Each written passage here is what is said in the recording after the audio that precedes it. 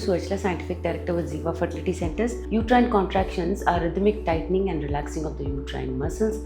They happen through a woman's cycle and even during early pregnancy. How these contractions help is that they move sperms towards the fallopian tubes, shed the uterine lining during periods or menstruation, expel the baby during labor. So in many ways they are normal and necessary, but we have to understand what causes them and when is it not good. Uterine contractions are triggered by hormonal signals and neural pathways. Some major factors include things like prostaglandins, which are chemicals released during menstruation and ovulation. High levels can cause painful or excessive contractions, which is called as dysmenorrhea. Oxytocin, also known as the labor hormone, causes strong contractions during delivery. It is also involved in minor uterine activity throughout the cycle. Estrogen and progesterone are also responsible because estrogen promotes uterine contraction, progesterone relaxes the uterus, which is why it's crucial during early pregnancy. And then there are some external triggers also, like uterine instrumentation, like embryo transfers or hysteroscopy. Stress and uterine irritants are also responsible for contractions. Dehydration or urinary tract infection in pregnancy can also cause contractions. So how do these contractions affect fertility or pregnancy?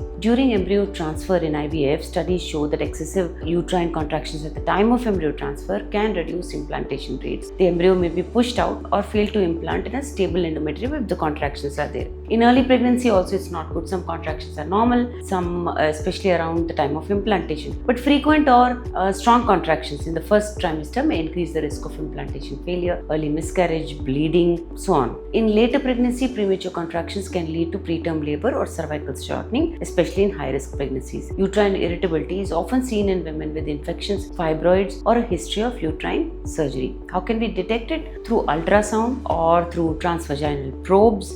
These also can be used. Management is that progesterones are given, which relax the uterine muscle, especially in IVF cycles. It helps to reduce the risk of miscarriage in preterm labor. Muscle relaxants and antispasmodics are also given. Then triggers are avoided, like I said, uterine manipulations, staying hydrated, managing infections and inflammation. Timing of the embryo transfer is also very critical because it's ideally done during periods of minimal uterine activity. If you wish to understand more about this, please feel free to contact us. Thank you.